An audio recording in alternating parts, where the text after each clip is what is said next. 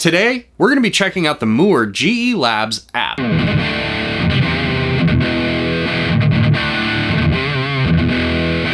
In order to use the GE Labs app, you do need an audio interface that connects to the iPad via USB and one of these little on-the-go cables here. I couldn't find a reasonably priced USB 3.0 to Lightning, so in this case, what I'm going to be doing is I'm going to be using my Scarlett 18i20 as my audio interface going into my iPad over here, which is in this nice little pink case. It's for my kids, don't judge me.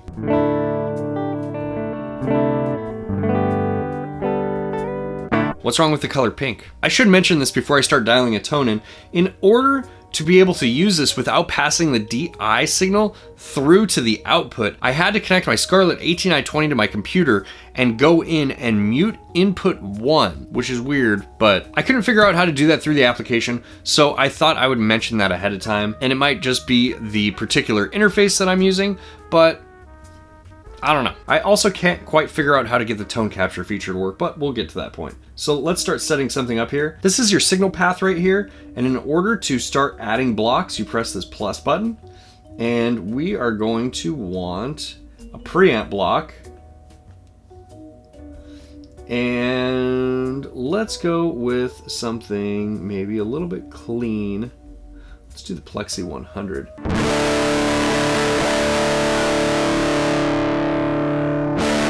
Obviously we need a cab block, so let's add that in there.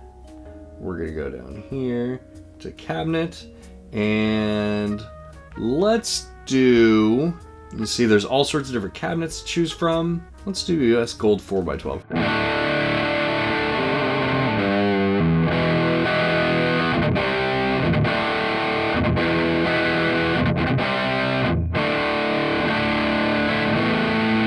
Dial this in a little bit here.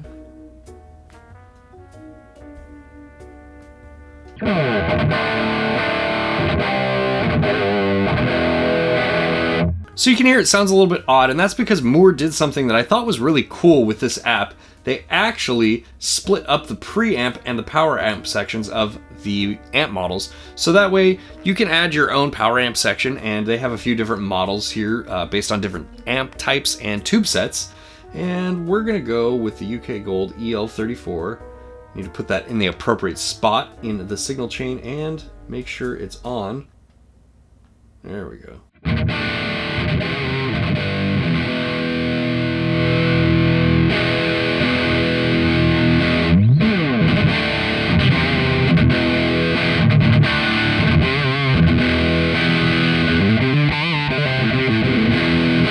Let's go into the cabinet here. Click this microphone button and you can select which different microphones you want for each of the microphone options.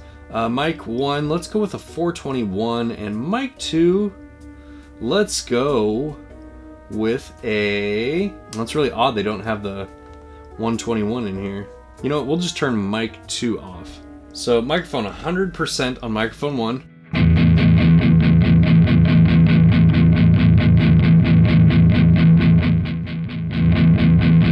Oh, weird.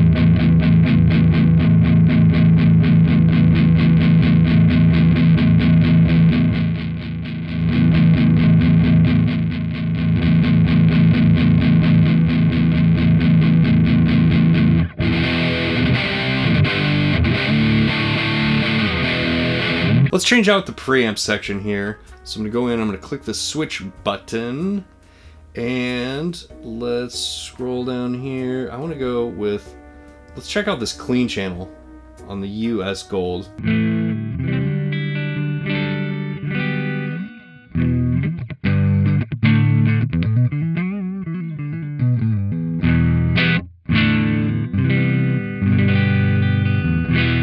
Let's switch this over to the US Gold 100 Distorted.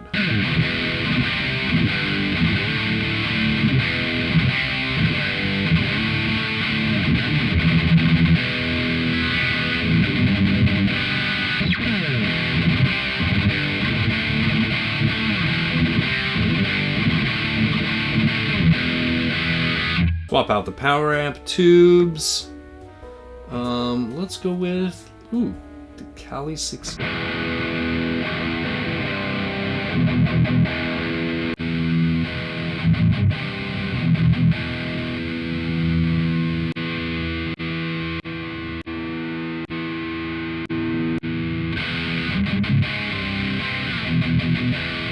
Ooh, I like those. So this is the US Deluxe 6L6.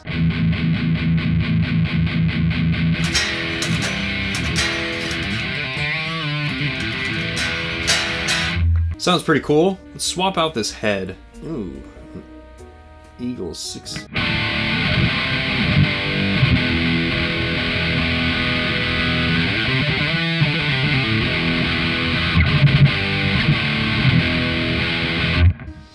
Let's check out the Kali Dual.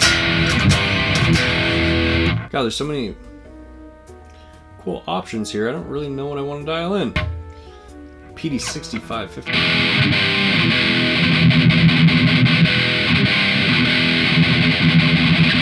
Okay, I'm just gonna pick an amp and stick with it for a while here. Let's check out the PV5050DS,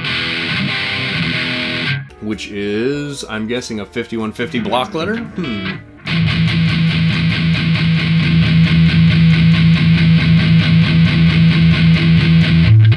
Very thin sounding for a 5150 block letter. Maybe we can swap out these power amp tubes.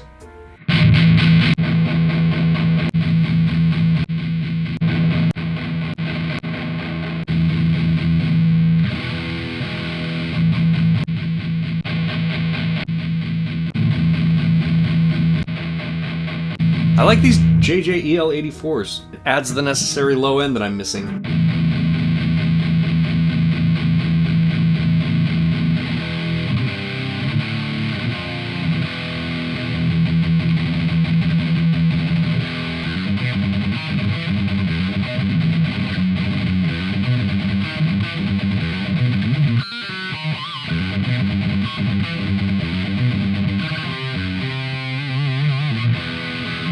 Let's boost this guy because, of course, you knew I was going to do that.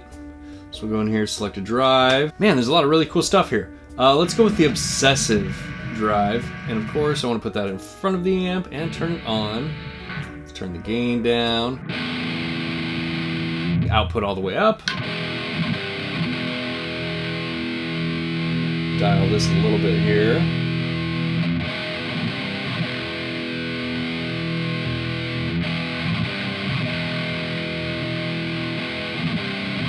Let's change out this cabinet now.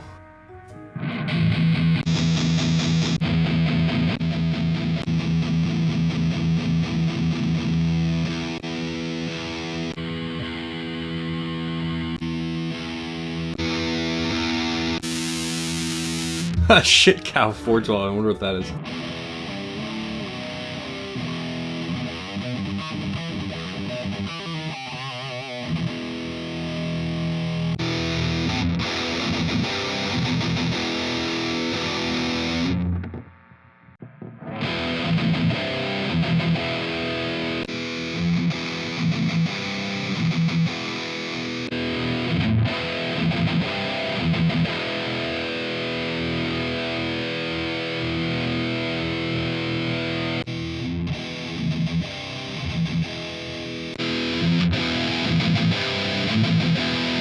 Okay, we'll go with this Kali 4x12 here, and we're still on microphone 1 here, which is really weird they don't have a ribbon 121 in here. It's such a common microphone in amp modelers. Let's change mic 2 over to a SM7A. Mic 1 we're going to keep on the 421.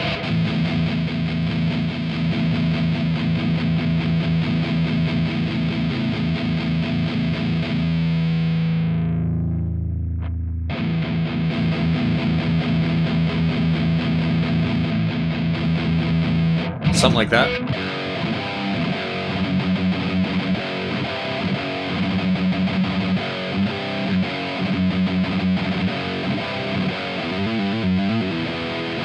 Not bad. We need a noise gate though. You know, I found that the intelligent reducer on most modelers, let's just try it. It always seems to have some weird artifacting though. And This one's working pretty well. We'll stick with that. You have a tuner. Let's see how well it works.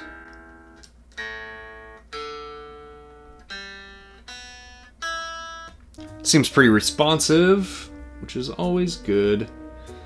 And then you have your global EQ settings here, which is awesome. You can turn the power amp on and off, you can turn the cab on and off, and you can also adjust the global EQ. So if I want to turn this on,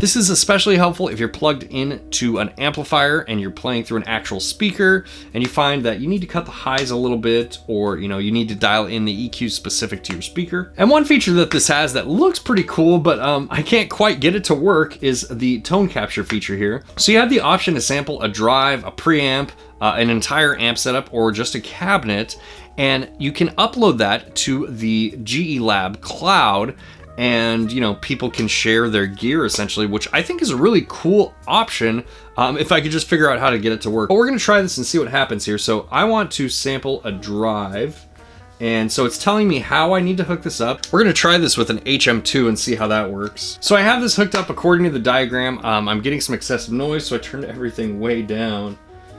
Let's just see what happens. Okay, next. Please play the guitar, adjust connections, and check input-output volumes to ensure setup is correct.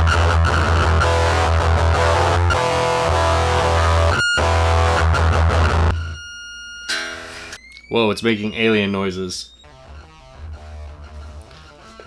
So I can hear it playing through the HM2, and that sounds like what an HM2 sounds like in the way I have it set up, but we're gonna save that, save successful. Okay, let's see if we can add this thing in. And we get nothing. Even when we bypass it, nothing. I'm gonna keep adding things. Let's see how many. I'll add a wah, and I'll add a modulation. Sure, why not?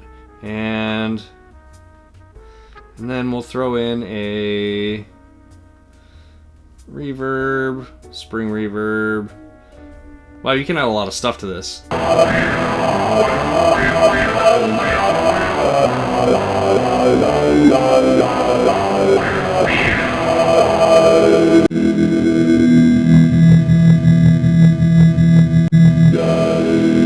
Okay, so obviously I'm being a little bit silly here.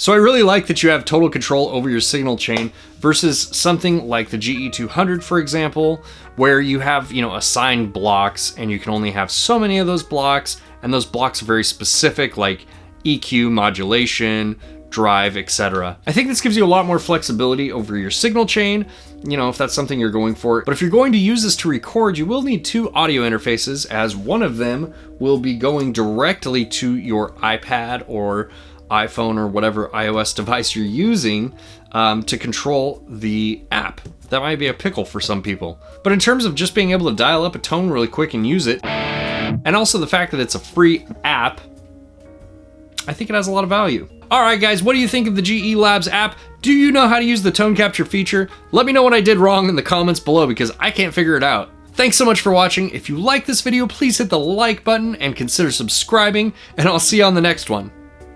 Bye.